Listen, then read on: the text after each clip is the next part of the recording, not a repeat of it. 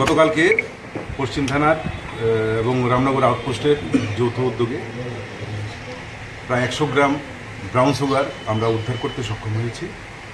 গোপন সূত্রে খবর ছিল যে এখানে একটা ড্রাগ হ্যান্ডওভার টেকেন ওভার হওয়ার চান্স আছে।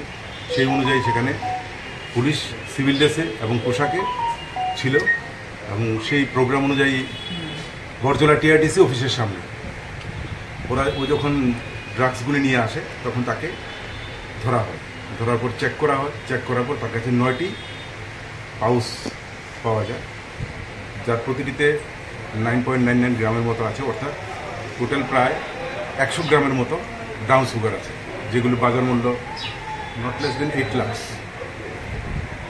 তাকে জিজ্ঞাসাবাদ করার পর তার নাম জানা যায় রাজীব দত্ত, তার বাবার নাম প্রদীপ দত্ত, বাড়ি নতুন কলোনি কমলাশালা।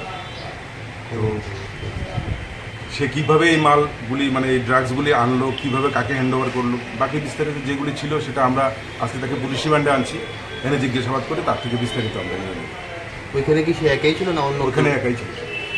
তার সাথে কি আর কেউ জড়িত আছে এরকম? এটা আমরা এখন ইনভেস্টিগেশন এবং ইন্টারোগেশন এই দুটোর মাধ্যমেই পাবো। তার সঙ্গে কি কি পাওয়া যায়?